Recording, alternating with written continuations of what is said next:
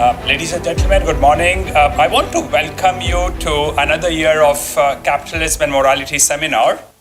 From this year, we have started a pre-seminar dinner speech. Thanks to Diana Zopa, we now also hold monthly dinner events in Vancouver. And my friends Darcy Garrow, he's sitting here, and Clayton Reeder have started a parallel Capitalism and Morality seminar in Calgary. Yesterday at the pre-seminar dinner, my friend Albert Liu gave a speech titled A Western Defense of Chinese Socialism. This subject has been very close to my heart. I have been to close to 90 countries or more. There was a time when I traveled to understand what was wrong with the third world. These days, I travel mostly between East Asia, Japan, Korea, China, and North America and Europe to try to understand and hoping to understand what is it about East Asia that enabled it to avoid the problems facing the West. Albert gave an absolutely outstanding talk yesterday, and I fully understand it. What he said could have been controversial for some people. I really enjoyed it because I go multiple times to these East Asian countries, and I totally agreed with what he said. Many people I know, 2 days back, I was talking with one person, and he rolled his eyes when I told him about the good things happening in China.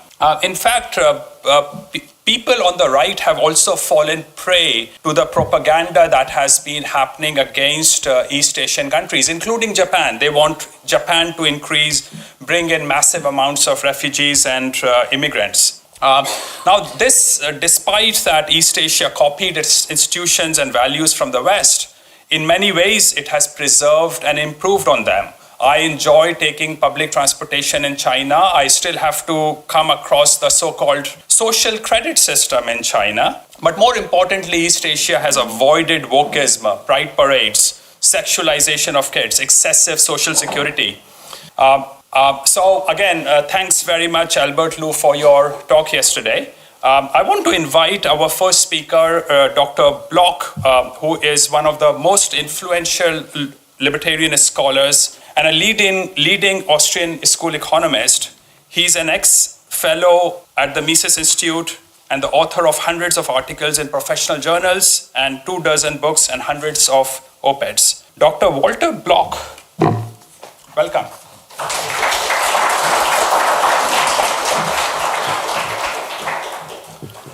Can I be heard in the back? I have a very weak voice. I want to make sure we're okay.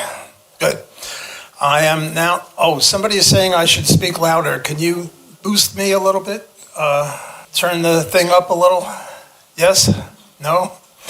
Well, if you can't hear me, come closer. And if you're way in the back, you didn't hear what I just said, so we're in trouble. But this is as loud as I can get. My topic is, why is the Austrian school better than the Chicago school? And better than public choice in terms of libertarianism, which school of thought is closer. Now, you might think that there's no overlap between the two because economics is just a positive science. It just says what causes what. Whereas libertarianism is a normative science, if I can use the word science, and it doesn't say what causes what. It's a theory of, what's it a theory of? It's a theory of what the law should be. And what it says is that the law should be that the non-aggression principle should be upheld. Namely, if you initiate violence against people, steal their property, invade them in some sort of way, you should be punished. So you'd think that the two have nothing to do with each other. It's sort of like red and round. There are red round balls, but the two are totally separate. However, I'm here to make the case that there is a much more congruence between Austrian economics and libertarianism and than there is between these other schools of thought. These other two free enterprise schools of thought, namely Chicagoism and public choice. So before I get into it, we now know what libertarianism is. the non-aggression principle in private property rights based on homesteading and voluntary trade. Well, what is Austrian economics? It's got nothing to do with the country Austria. It's rather that the people who were associated with Austrian economics, the people who started this school of economic thought, all came from Austria. Von Beauvoir, Menger, Mises, Hayek, just happened to live in Austria. It's similar to the Chicago School of Economics. The Chicago School of Economics, contrary to the name, has nothing really to do with the economics of the city of Chicago. It's rather that the people who started the Chicago School of Economics just happen to be at the University of Chicago. Friedman, Stigler, Gary Becker, people like that. There are some people who say that it really shouldn't even be called the Austrian School of Economics. It should rather be called the Spanish School of Economics, because the School of Salamanca in Spain was a predecessor of Austrian economics. It was started by Jesuits and Dominicans in 1540, and their view was, what is the just price? The market price. What's the just rate of interest? One moment, Rod. Sorry to interrupt you. No, that's okay. Very, very weak. Well, I don't know what to say. Get closer because Is this better? Oh, whoa. I better stay away from it. Can everyone hear me now? I'm sorry, I asked. I don't know if I should repeat anything. I'm hoping everyone got what I said so far, and I'm not going to repeat myself. The School of Salamanca, started by Jesuits and Dominicans, was very, very free enterprise, which is what the Austrian school is. The market rate of interest was the just rate of interest. Too close? well, we really want to hear you. Just go ahead and speak and I'll set this on your way. Is this better? Okay. Sorry, I'm not used to this sort of a thing. I'm happy to be in communication with you now better. Thank you. It's interesting because I teach at the Loyola University, New Orleans. And by the way, a commercial message, I'm always looking for good students. So if you have grandchildren who are interested in studying with a free enterprise school of thought, send them to Loyola University, New Orleans. My colleagues, the Jesuits, are not exactly free enterprise. If anything, they're exactly the opposite. Namely, they're 180 degrees off from where the school started, and yet they don't seem to realize that they are, I don't want to say traitors to the Jesuit school, but they're acting incompatibly with it. Okay, so now that we've set the table, so to speak, we know a little bit about libertarianism. Not that I have to tell you people that, but just to review. What is the Austrian school? What the Austrian school is, to me, the most important aspect of it is the synthetic a priori. What's the synthetic a priori?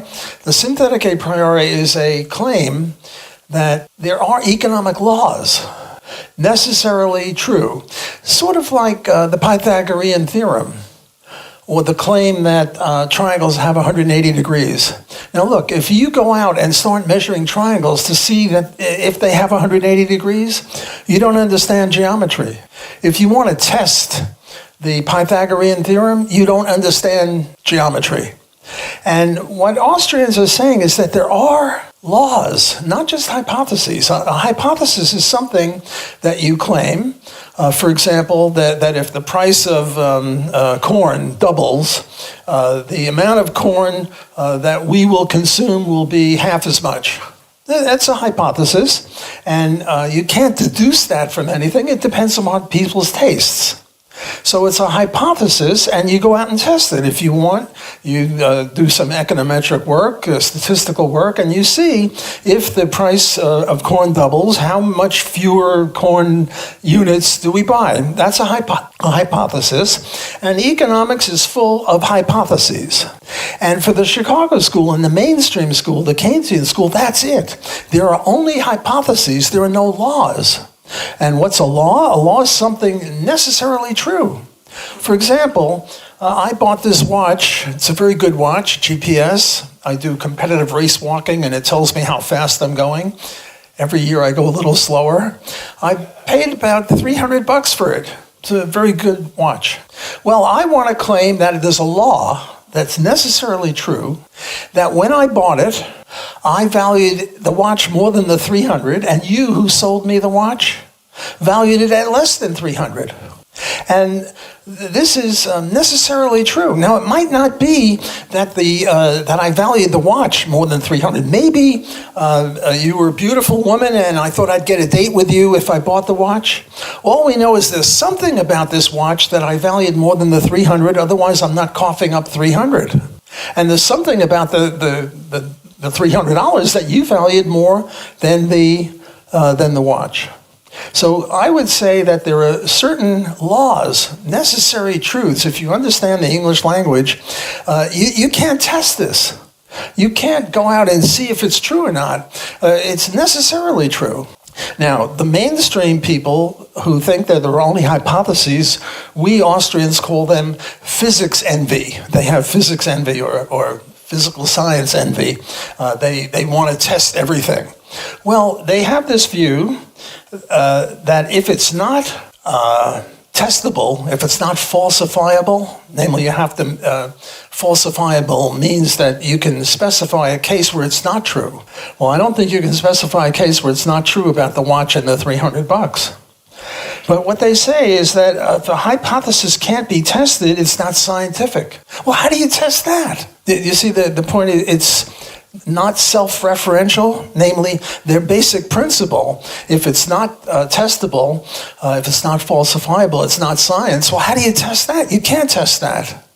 Whereas in comparison, the Austrian major premise is human action, the name of Mises's famous book. And the idea here is that people act.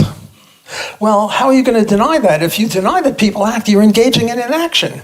So you're sort of stuck with human action. And if you have human action, the logical implication is that people have purposes. Namely, if you act, you're not happy with what you got. You're trying to improve your situation. So we have preferences. We don't have indifference. Now, the mainstream love indifference curves. If you people have had Economics 101, indifference curves have been shoved down your throat. Why are we against indifference? I have 3 cough drop things right here. And right now, I'm indifferent between them. That's what I do. I toke up, otherwise I get dry. I have to have a cough drop. So I'm indifferent right now between these 3 cough drops, but I haven't acted on them yet. One of these days, in about 20 minutes, I'm going to grab another one, and then I'm going to be acting, and then all of a sudden, I'm not indifferent because I picked one of them, maybe the closest one, or maybe the furthest one away. I needed a stretch, or who knows. But the point is that for the Austrians, indifference is not a basic category. Whereas for the mainstream, they love indifference. Now, indifference got nothing to do with libertarianism, so let me get to some issues that have to do with libertarianism. One instance is rent control. That was the subject of my PhD dissertation. And I want to claim as an economic law that other things equal, holding everything else constant, the more rent control a city has, the worse the housing will be. So what do I have to hold constant? I have to hold constant the weather, because the weather will determine the quality of the housing. It rains here all the time, so maybe the housing will be worse. So you have to take that into account. Certainly you have to take the wealth of the average person into account, because a wealthier place will have a wealthier place. I'm not going to be able to use that because I'll have no microphone there. I was hoping to draw some diagrams. Maybe I can, I'll see. Maybe I can draw some diagrams to illustrate what I'm talking about. So rent control. My PhD dissertation advisor at Columbia University was Gary Becker, a Nobel Prize winner. And most of the time, my econometric equations came out right. The more rent control a city had, the worse the housing was in various ways. And usually I'd get statistical significance at the 5% level, which was kosher, good. But every once in a while, I would get the wrong sign, God forbid, and sometimes it was statistically significant. So what did Gary Becker say? If he was a true Chicagoan, he would have said, oh, I've got this genius, Block. Young kid. I was a young kid then. He's shown us that everything we know about rent control is false. That sometimes rent control can be associated with better housing. But he didn't say that. He said, Block, go out and do it again until you get it right. So what was testing what? Was my stupid econometric equations testing the economic law that the more rent control you have, the worse the housing will be? No. It was at best illustrating it. So Austrians are not against econometrics, but we interpret it as an illustration of what's going on, not as a law, a violation of the law. Let me give you a few other instances of synthetic a priori statements or laws. One of them, let's get into business cycle theory for a minute. What's going on with business cycle theory? There are Keynesians and then there are Austrians. Now for the Keynesians, the economy is sort of like a car, and it's a narrow road, and the car toodles along on the road, and every once in a while it's going to fall off into either unemployment or inflation. And the role of the government is to steer the car, make the car shape up, make the car behave, not go into the ditch of unemployment or the ditch of inflation. And here is where the Keynesians diverge into right-wing Keynesians and left-wing Keynesians. The left-wing Keynesians say that the way to keep the car on the straight and narrow is with fiscal policy, taxes and subsidies, and that'll keep the economy on the straight and narrow. The monetarists, namely the Chicagoans, namely I'm claiming that the Chicagoans are really Keynesians, but of a right-wing version. I'm not sure why it's right-wing. They believe in monetary theory, but they're both Keynesians. Whereas Austrians don't believe that the business cycle, unemployment, inflation, whatever, is caused by the intrinsic failure of the free enterprise system to stay on the straight and narrow road of neither unemployment nor inflation. We believe, and here it's certainly relevant to libertarianism, we believe that the reason that the car veers off to one side or another is because of government intervention. So now you can see a much more close relationship between Austrian economics or Spanish economics and libertarianism, because libertarians certainly aren't happy with the idea that the economy is so unstable that the government has to intervene to keep us away from inflation or unemployment. One of the refutations of Keynesianism is a thing called stagflation. What's stagflation? Stagflation is you have unemployment and inflation. Well, if you have unemployment and inflation, what are you supposed to do?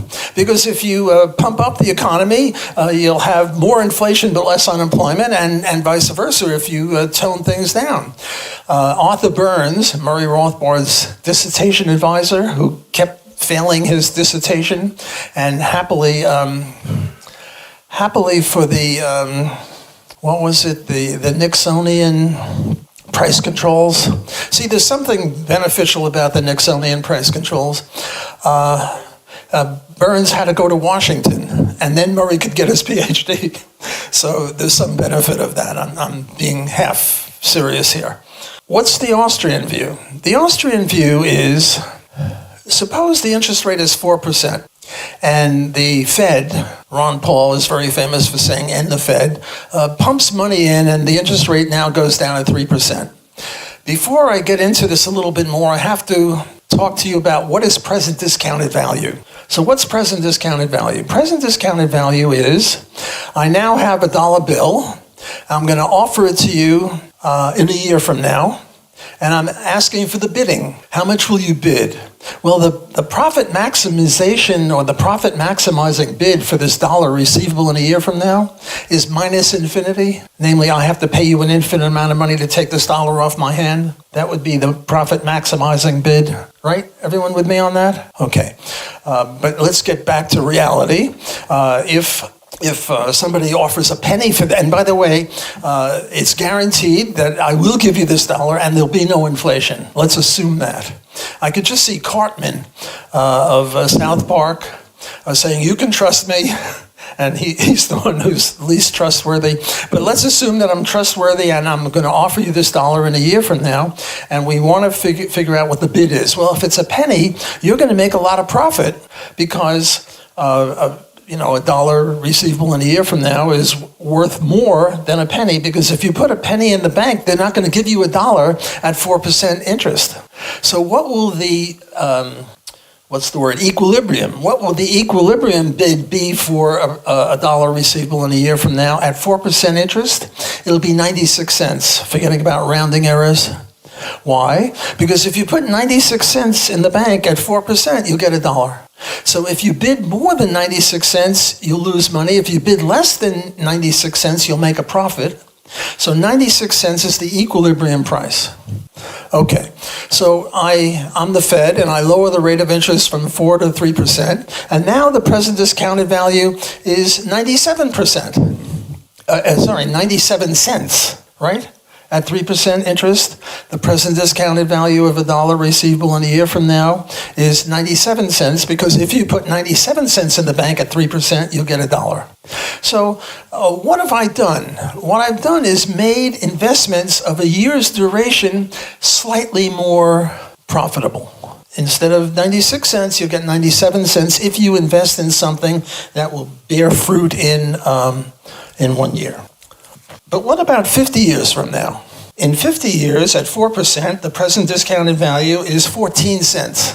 Namely, if you put 14 cents, look it up in the interest rate tables. I looked it up, and it's 14 cents. Whereas at 3%, it's 23 cents, which is roughly 1/3 greater. So what this does is it encourages investment of long-term, 50-year investment instead of 1-year investment. And what this means is that the economy is unstable. We don't have more savings. One way to get from 4% to 3% would be more savings. And if we had more savings, then long roundabout methods of production would be viable. But we don't have more savings. The only thing that's changed is the Fed. The time preference rate of the people hasn't changed whatsoever. So there's no more capital. And what the Austrian business cycle theory says is that what's going on in the depression part is that long-term investments are the ones that fail, not short-term ones. So the consumer market is not so badly affected as the capital market. So here we have, in 5 minutes, a view of Austrian economics, which is very much more compatible with libertarianism, because it says the government is the cause of the business cycle, and it's not the cure of it. I want to illustrate something now, and it's going to take me just a second to draw it, so pardon me. Oh, hey, I can speak here. Oh, this is wonderful. I didn't realize I had this option. Okay, so what do we have? We have here utils, and here we have money. And so the people over here are rich, and the people over here are poor. And what we have is a diminishing curve, diminishing marginal utility. And what we're going to do is, this guy has got $100,000, and he's going to have $99,000 after we get through with him, because we're going to take $1,000 away from him. Why are we going to do that? Because here's a poor guy, and he only has $7,000 a year. He only has $7,000 a year, and now after we get through with him, he's going to have $8,000 a year. So this guy is going to go from 100 to 99. This guy is going to go from 7 to 8, and we will now have a a benefit of utility. Why? Because if you have 100,000, the last 1,000 you're going to light your cigar with, or something like that. It's going to be frivolous. Whereas this guy is poor, and he's going to, that 1,000 is the difference between life and death, or something very, very important. So we will have an addition of utils of roughly that amount, namely the difference between the area under the curve here and here. Can everyone see that? So this is the Chicagoan defense of the welfare system. The Chicagoans agree with this stuff. Now, they might have some reservations. They might say, well, there's a lot of details behind here. For example, if you take money away from the rich, you'll reduce his incentive to earn money. And if you give money to the poor, you'll reduce their incentive to earn, because the way to get money is to be poor, and if you get more money, you're not going to be poor. So there is that problem. And then there's also the problem of measuring how much this is, because it's cost something to take money from the rich and give to the poor, right? You know, what do they say? The 9 out of the 10 richest places are around Washington, D.C.? Because Washington, D.C. is where the money goes from the rich to the poor, and they keep a bit for themselves, right? So they do have some caveats, and this would be the right-wing view. The left-wing view would be, well, you're a fascist for saying that. You know, we just have to take money from the rich and give it to the poor. What's the Austrian take on this? The Austrian take is, this is utter nonsense. You can't put utils on an axis, because if you put utils on an axis, what you got is cardinal utility. Namely, there are utils. Like this watch is worth 10 utils, and Lewis's shirt is worth 5 utils, and therefore the watch is twice as good as the shirt? That's nonsense. Nonsense on stilts. There's no such thing as a util. There's no measure of happiness. You can't say, well, I'm now happy at the rate of 20 utils, and yesterday I was happy at the rate of 10 utils, and now I'm twice as happy? That's crazy. Cardinal utility is problematic, to be polite. Ordinal utility is okay. Ordinal utility is ordering. I like the watch more than the 300. My shirt is better than Lewis's shirt. That would be okay. In my view, my shirt is better than Lewis's shirt. It's perfectly conceivable. Whereas to say that my shirt is worth 10 utils and his shirt is worth 5 utils, and therefore my shirt is twice as good as Lewis's shirt, you know, you start wondering what's in these cough drops that I'm slurping down. It's just utter nonsense. So you can't have interpersonal comparisons of utility. I see you. You know, when my son was born, I would go, I see you, peekaboo, I see you. This is a different I see you. Interpersonal comparison of utility are even worse than cardinal utility. Because just cardinal utility, I'm saying, well, I like the shirt twice as much as I like the tie. A little crazy. But to say that my shirt is twice as good as your shirt, in my view, is just highly problematic. So here again, we have a case where Austrian economics is a lot more compatible with mainstream economics, whether of the right-wing or the left-wing variety, because this is a justification for the welfare system. And libertarians are not exactly fans of coercive welfare. We don't mind voluntary charity, but we don't have this economic apparatus to support us. Let me try something else now. The mainstream loves antitrust. They love the antitrust law. And what's going on with antitrust? I've got a toke up on a cough drop. What's going on with antitrust? What's going on with antitrust is you have, this would be dollars. No, this would be quantity. Quantity of some product. Quantity, and this would be price. And here is, let me see, here's an average cost curve.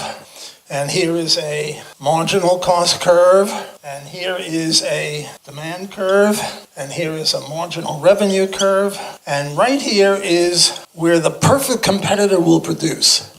How many have seen this before? Okay, about 1/3 of the group have seen this diagram, so you know I'm not making it up. You can trust me. This is the way the mainstream sees antitrust. And what's going on here? Well, the monopolist will produce, quantity of the monopolist will produce where the marginal revenue and the marginal cost curve cross. And we move up to the demand curve to find the monopoly point. And notice that the price that the monopolist charges is higher than the price of the competitor. And the quantity of the monopolist is less than the quantity of the perfect competitor. Now, before I continue, let me just talk a little bit about Monopoly. Not the game Monopoly, the Parker Brothers Monopoly game, but what's going on with Monopoly. Now, we Austrians and Libertarians believe that there is such a thing as monopoly. And what is monopoly? It means that if you compete with the monopolist, you go to jail. That's what monopoly used to mean in the good old days when monopoly was first coined. For example, post office. If you set up a company competing with the post office for first-class mail, you go to jail.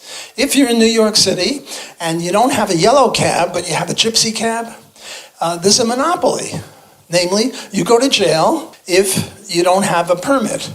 I have a doctorate in economics, and I'm now setting up I'm setting up as a physician. Come to me and I'll cure you of what ails you health-wise. If I did that, I'd go to jail because I would be falsely claiming that I'm a doctor, and I'm not a doctor, right? So these are monopolies, and that's what monopoly is. But what these rascals mean by monopoly is not that. What they mean by it is what I call, or what Austrians call, a single seller. So for example, Rockefeller Oil, Standard Oil, would be a monopoly. But no, it's not a monopoly, because if you compete with Standard Oil, you don't go to jail. So these people are using monopoly in a very different way than libertarians would use it. Libertarians would use monopoly as an instance where if you compete with the monopolist, you go to jail. Look, let's say the Vancouver Sun beats out the province and it's the only newspaper in Vancouver. It's not a monopoly. The reason they beat out the province and all other newspapers is they were much better.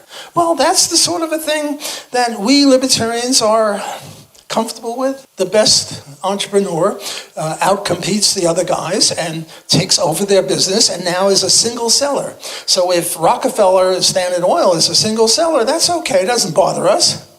But it bothers the mainstream economists because they say that the price of the monopolist is higher than the price of that the competitor sells, the perfect competitor, and somehow a high price is no good. Well, look, a Maserati costs, I don't know, $150,000, and a piece of bubble gum costs 5 cents. Is there something wrong with the fact that somebody sells at a higher price than somebody else? Crazy. And then they accuse the monopolist of what's called monopolistic withholding. Namely, he's holding back on the quantity in order to jack up the price. Well, there's more bubblegum units than there are Maseratis. Is there something necessarily wrong with not selling as much as somebody else wants? Look, this is serious stuff. Because when two companies are thinking of merging, two airplane companies are thinking of merging, the antitrust people get in there and start saying, well, we'll think about whether we're going to let you merge. Well, merging, there are really 3 units of libertarianism. One is the non-aggression principle. The other is private property based on homesteading. And the third one is free association. Anyone should be able to associate with anyone else based on their desires, mutual desires. And no one should be compelled to associate with anyone against their will, which opens up the thing about racial and sexual discrimination, right?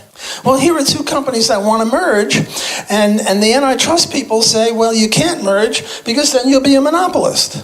Well, that's certainly incompatible with free enterprise. Okay, so here are there are 4 indictments. 1 is price, 2 is quantity, 3 is profits. The competitor will not make any profits. Perfect competition, no profits, because total revenue is average revenue times quantity, and total price is average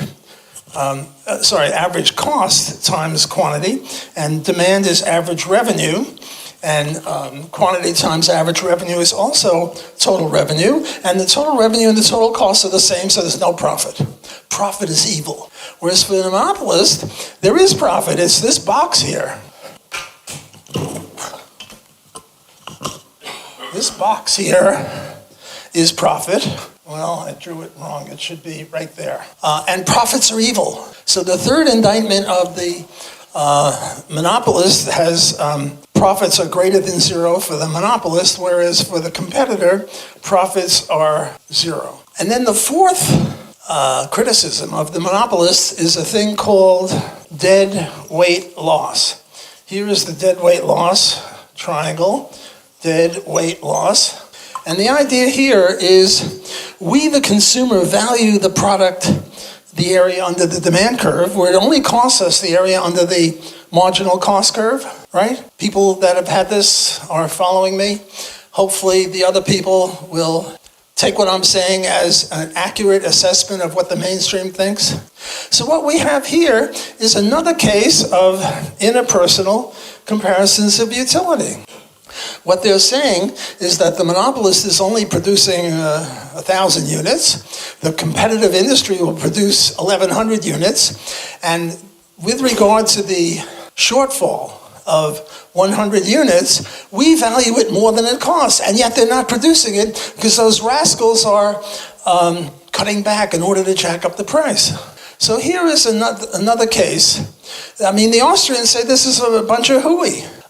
You can't draw these curves. These curves are just theoretical constructs. Anyone can draw any crap on the board that they want, but that doesn't mean that they've proven anything. You can't deduce from the fact that, McDonald's, let's say, beats out Burger King and Wendy's and all the other guys. You can't deduce that there's a loss in welfare from that, because the reason that they beat out everyone else is they had better burgers and at lower prices. Whereas the mainstream people, they're having antitrust. Now, Milton Friedman again says, and he's true here, but he believes in this crap, but he says, well, look, the dead weight loss is only so big, and to have a antitrust institution costs money, and it's not good to use antitrust against the monopolist if it costs more to stop him than the misallocation of resources in the first place amounts to. You get that? What he's saying is, yes, this is all good and correct, but it costs money to have an antitrust lawsuit. You have to pay the judge, you have to heat the court, whatever it is.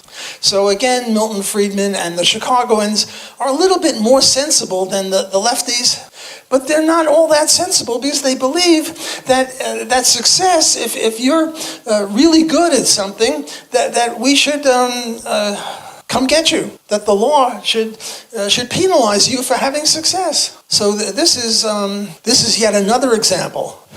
How much more time do I have? Well, I suppose I can go into a few more examples. I forgot to do public choice. So let me do public choice. Now look, the Chicagoans are better than the lefties. Don't ask me why monetarism is better than fiscalism. It's about the same. But in many areas, the Chicagoans are very good on minimum wage and rent control and free trade and stuff like that. Milton Friedman once said, a beautiful statement, I can only do a paraphrase. He once said that because of us economists, namely free market economists, tariffs are now 0.1% lower than they otherwise would have been because of all of our efforts ever since Adam Smith. And with that, we've paid for our salaries 10,000 times over. Isn't that a beautiful statement? There aren't that many economists, 40,000, I think, in the US. And because of the efforts of 30,000 of us, tariffs are 0.1% lower than they otherwise would have been, which is a very modest claim.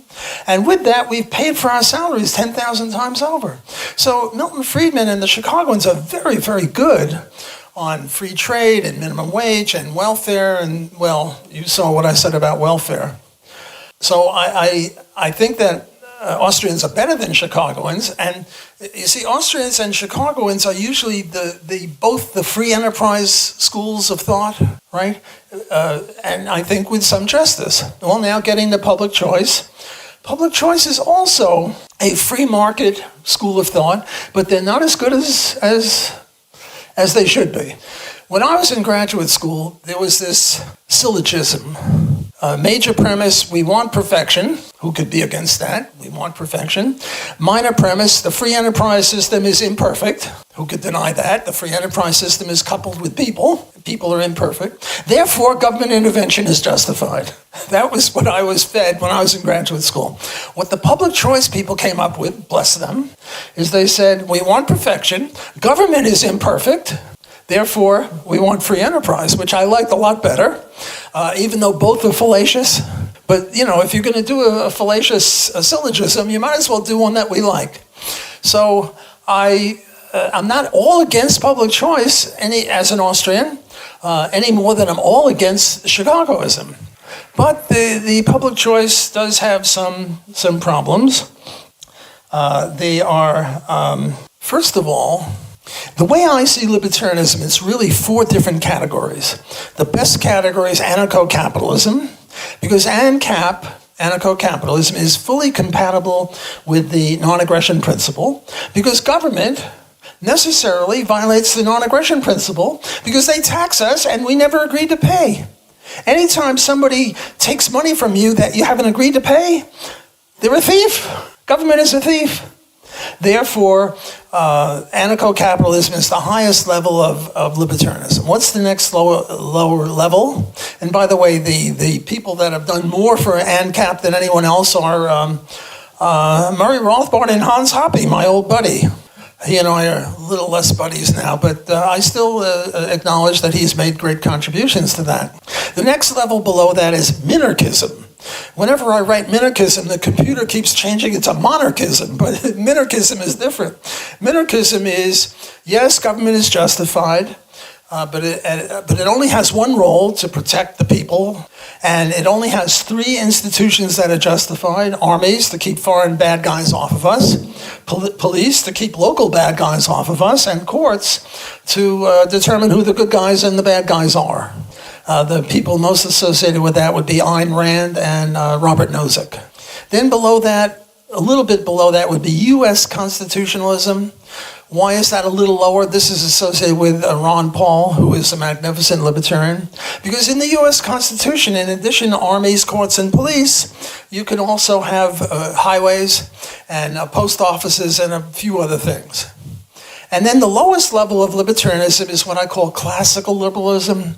And the most famous classical liberals are Milton Friedman and Friedrich Hayek. Those are the people that have done more to promote that than any other people. So what's this got to do with public choice? Public choice is to politics what economics is to the economy. It's an attempt to understand and explain what's going on in politics. And they are not anarchists. They are minarchists or classical liberals. And how do they justify their attack on government? Well, you see, in the market, every transaction is unanimous. When I bought this watch and the guy who sold me the watch, we both agreed. And we were the only ones concerned about that, and therefore there was unanimous agreement. Is the unanimous agreement in the case of the government? Of course not. Some people win the election, other people lose the election, and not everyone agreed to the existence of the government in the first place. So what these people come up with is a thing called theoretical unanimity. Theoretical unanimity. Either you have unanimity or you don't have unanimity. And in the market you have unanimity, and in the government sector you don't have it. So these people are, I don't want to say lying through their teeth because that would be too impolite, but these people are making a big mistake. Another problem with them is that they are big fans of externalities. So what's going on with externalities? I don't want to draw on the board again. There are 2 types of externalities. One is positive externalities. And these are justifications for government intervention. So what's an example of positive externality? Education. Why is it an externality? What is an externality in the first place? An externality is something occurs and it affects third parties. So, here's the case for public education, which would obviously be a little bit incompatible with libertarianism. The case for public education on the part of these people, the public choice and the Chicagoans and the rest of the economics. By the way, I've been bashing economics. Let me give you some statistics about libertarianism. I would say of all people calling themselves libertarians, 1% are anarcho-capitalists, 33% are in the other three. And then I want to give you a statistic about economists. We are the best of the social sciences in terms of more libertarians are in economics than in philosophy, sociology. I mean, sociology is a cesspool, just all a bunch of lefties, history,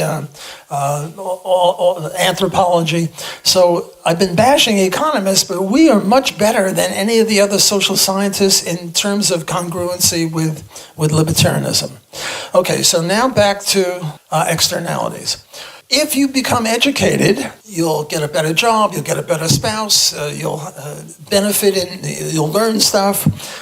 Therefore, those are private benefits. But then there are spillover benefits. You'll be less likely to be a criminal. You'll be more likely to vote sensibly. And therefore, there'll be too little investment in education because people will only take into account their personal private benefits, not the spillover benefits. And there is the justification for government subsidization of education. We Austrians think that this is nonsense because there's no way to demonstrate any of this stuff. Yes, you can demonstrate that people get education for personal benefits, but how do we know that, some woman age 75 that has no children and no grandchildren and she has to pay taxes for other people's children on the supposition that she benefits because they'll be better voters? That's a pretty long-winded syllogism there. So this would be unjustified. The other externality would be negative externalities, pollution. I have a steel mill, and I pay certain costs. I pay the labor costs, I pay raw materials, I buy iron and coal and whatever, and those are private costs. But then there are costs that I impose on you. Namely, you'll be breathing in stuff, and when you hang your laundry out on the clothesline, it'll get dirtier. It'll get dry and dirty. It started out wet and clean. And therefore, the government has to have a Clean Air Act. Barry Rothbard has a beautiful article on air pollution, and he says, no, that's just a trespass. We already cover that. So here is another case where the public choice people are problematic. It's now about an hour, and I think I've been allotted an hour. Do I have time for questions or comments? Sure. Is there any questions? So Walter, is it correct to differentiate Chicago school from Austrians by using the fact that they don't give any negative value to the moral hazard they are creating, and they give no value to creativity and innovativeness? Well, they do give value to creativity. It's just that the way they see monopoly is that if you succeed, I mean, the way you get a monopoly in the private enterprise system is by doing a better job at a lower price. And somehow if you do that, you're going to... the concentration ratio is going to be higher. And the whole thing about a concentration ratio is crazy because everything competes with everything. Let's say the Walter Block car beats out the Ford and Toyota and everyone buys the Walter Block car. Well, cars are competing with a whole bunches of other things, like hamburgers, or like sailing boats, or whatever. So the idea that we just look at cars, well, how about trucks or motorcycles or bicycles? So I think that the whole idea of antitrust is dead from the neck up. Louis? Yeah, so Walter, I just wanted to bring something up from a previous conference that we had. At the very end of it, it was when there was two panelists, you and the other fellow, and you call yourself an anarcho-capitalist. So my interpretation is that's a zero government libertarian. Is that right? Yeah. So you, in my opinion, you contradicted yourself when there was a lady at the end of the conference that said, well, what is your position on the government mandating and forcing you to take an unproven poisonous jab for the COVID shot, for example. And you and the other guy agreed that, yeah, the government has the right to impose that on people without their consent. So you're contradicting yourself. You're saying the government should have the right to impose a poisonous, unproven jab on people, and yet you don't believe in government in the first place. So how can that be? And so I ran out of time because of my parking, so I didn't bring that up. I kind of regret not bringing that up, but my opinion is it all boils down to voluntary consent. So if the woman or anybody voluntarily consents to a government that has the power to do such a thing, then it's okay. But you have to have the right to opt out in order for voluntary consent to be a morally valid concept. Okay, I was hoping for criticisms or comments on this lecture, but all's fair. All's fair in love and war and libertarian theory. Look, suppose a government cop stops a rape. What are we to say about that? I think what we're to say as libertarians is that was a good act on the part of the government cop. We don't like the way he's been financed, and we wish he were a private cop, but you can't say that just because it's government that everything the government does is evil. Sometimes what the government does is good, and when they stop a rape or a murder, I think we have to be sensible, and we have to say that it was a good act. We object as ANCAPs to how it's financed, and we wish it was private, but that's a different issue.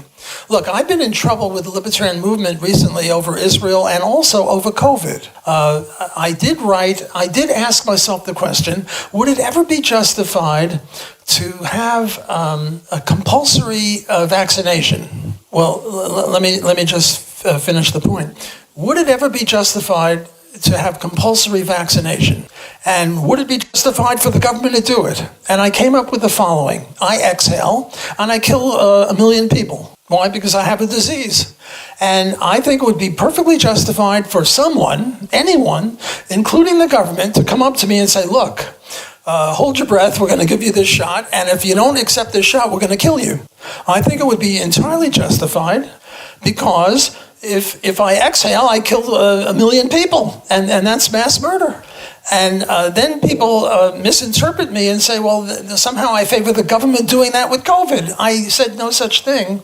Words have been put into my mouth, and words that I didn't say. Isn't it? Look, we had a case of Typhoid Mary, a real life case, and Typhoid Mary was in a restaurant doling out food and giving people typhoid. Well, she was innocent. She had no mens rea.